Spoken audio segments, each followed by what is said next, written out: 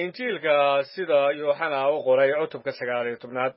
markaasaa Bilaatos haddaba Ciise watay oo karbaashay askartiina taaj ayay qodxan uga taxeen oo madaxiisay saareen oo waxay u geliyeen dhar guduudan markaasay u yimaadeen oo ku yidhaahdeen nabad boqorka yuhuudow wayna dharbaaxeen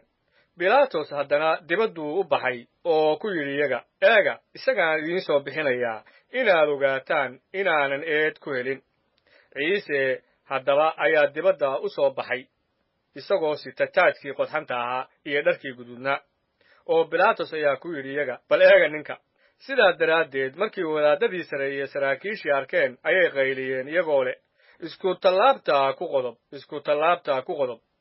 Bilaatos ayaa ku yidhi idinku wata oo isku tallaabta ku qodba waayo anigu eed kuma aan helin yuhuudi ayaa ugu jawaabtay sharci baanu leenahay sharcigaas xaggiisana waa inuu dhinto waayo wuxuu iska dhigay wiilkii Ilaah haddaba Bilaatos markuu hadalkaas maqlay aad buu u sii baqay oo haddana wuxuu galay guriga taliyaha oo ku yidhi Ciise xaggee baad ka timi laakiin Ciise jawaabna uma u celinin sidaa daraaddeed Bilaatos ayaa ku yidhi miyaanad ila hadlayd miyaanad ogayn inaan leeyahay amar aan kugu sii daayo iyo amar aan isku tallaabta kugu qodbo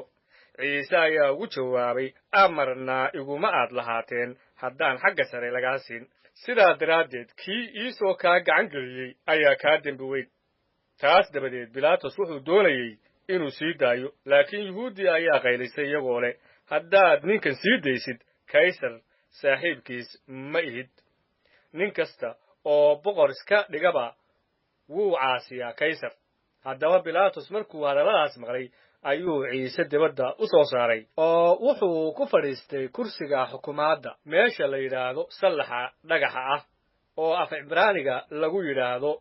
Gabata haddaba waxay ahayd maalintii diyaargaraystii kormaridda abbaaraha saacaddii 6 oo wuxuu yuhuudda ku yidhi bal eega boqorkiina sidaa daraaddeed waxay ku qayliyeen kaxee isku tallaabta ku qodob markaasaa Bilaatos wuxuu ku yidhi boqorkiina miyaan isku tallaabta ku qodbaa wadaadadii sare ayaa ugu jawaabay boqor ma lihin kaysar maahe markaasuu haddaba u dhiibay in isku tallaabta lagu qodbo wayna kaxeeyeen Ciise markaas isagoo sita isku tallaabta ayuu u kacay meeshii dhakada la yidhaahdo oo af Cibraaniga lagu odhan jiray Golgota meeshaasay isku tallaabta ku qodbeen isaga iyo laba kale midba gees Ciisena dhexda Bilaatosna waxbuu qoray oo ku dhajiyey isku tallaabta dusheeda waxaana ku qornaa Ciisihii reer Nasaareed boqorka Yuhuudda haddaba Yuhuudda badideed ayaa qorniinkaas akhriday waayo meeshii Ciise isku tallaabta lagaga qodbay waa u dhoweyd magaalada oo qorniinkii wuxuu ku qornaa af Cibraaniga iyo af Roomaaniga iyo af Giriigga sidaa daraaddeed wadaadadii sare iyo yuhuudda waxay Bilaatos ku yidhaahdeen ha qorin boqorka yuhuudda laakiin qor kanaa yidhi waxaan ahay boqorka yuhuudda Bilaatos ayaa ugu jawaabay waxaan qoray ayaan qoray haddaba askartii markay Ciise isku tallaabta ku qodbeen dharkiisay qaateen oo ay 4 meelood ka dhigeen askari waliba meel buu qaatay khamiiskii meella kama tollayn dusha iyo hoosta sidaa daraaddeed waxay isku yidhaahdeen yaynan kala jeexin laakiin aan u saami ridanno kii heli doona inuu noqdo qorniinka oo leh iyagu waxay qaybsadeen dharkaygii khamiiskaygiina way u saami riteen haddaba waxyaalahaas askartii way samaysay waxaa Ciise isku tallaabtiisa ag taagnaa hooyadiis iyo habaryartiis Maryam afadii Kalobaas iyo Maryam tii reer Magdala sidaa daraaddeed Ciise markuu arkay hooyadiis iyo kii xerta ahaa ee uu jeclaa oo ag taagan ayuu hooyadiis ku yidhi islaan yahay waa kaa wiilkaagii markaasuu kii xerta ahaana ku yidhi waa taa hooyada oo saacaddaas dabadeed kii xerta ahaa ayaa gurigiisa u kaxeeyey markaas dabadeed Ciise isagoo garanaya wax kasta inay dhammaadeen in qorniinku ahaado ayuu yidhi waan harraadsanahay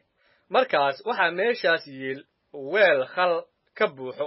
sidaa daraaddeed geed isbonji la yidhaahdo bay khalkii ka buuxiyeen markaasay kor saareen geed husub la yidhaahdo oo afkiisa ku dhoweeyeen haddaba markii Ciise khalkii qaatay ayuu yidhi waa dhammaatay markaasuu madaxa fororshay oo ruuxii bixiyey sidaa daraaddeed yuhuuddii inaan meydku sabtida isku tallaabta sii saarnaan waxay bilaatos ka baryeen in lugaha laga jebiyo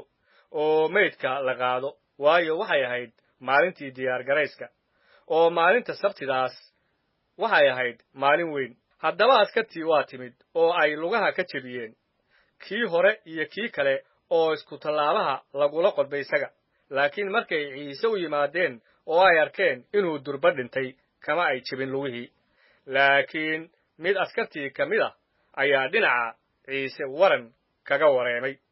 oo markiiba waxaa ka soo baxay dhiig iyo biyo oo kii arkayna wuu marag furay maraggiisuna waa run wuuna garanayaa inuu run sheegayo inaad idinkuna rumaysataan waayo waxyaalahaas waxay u dhaceen inuu ahaado qorniin kale lafihiisa midna la jebin maayo oo qorniin kale wuxuu leeyahay way arki doonaan kii ay wareemeen waxyaalahaas dabadeed yuusuf kii ah reer arimataya isagoo xer u ah ciise laakiinse si qarsoon cabsidii uu ka cabsaday yuhuud aawadeed wuxuu bilaatos ka baryey inuu meydka ciise qaado bilaatosna waa u fasaxay sidaa daraaddeed uu yimid oo meydkiisii qaaday oo waxaa kaloo yimid nikodemus kii markii hore habeennimada u yimid wuxuuna keenay malmal iyo cuud isku qasan oo qiyaastii 100 rodola haddaba waxay qaadeen meydkii ciise oo ku duuduubeen maryo iyo dhir udgoon siday caadada aasniinta yuhuuddu ahayd meeshii isaga isku tallaabta lagu qodbay waxaa ku tiil beerta dhexdeeda waxaa ku tiil xabaal cusub oo aan ninna weli la dhigin haddaba maalintii diyaargarayska oo yuhuudda aawadeed ayay meeshaas ciise u dhigeen waayo xabaashii waa dhoweyd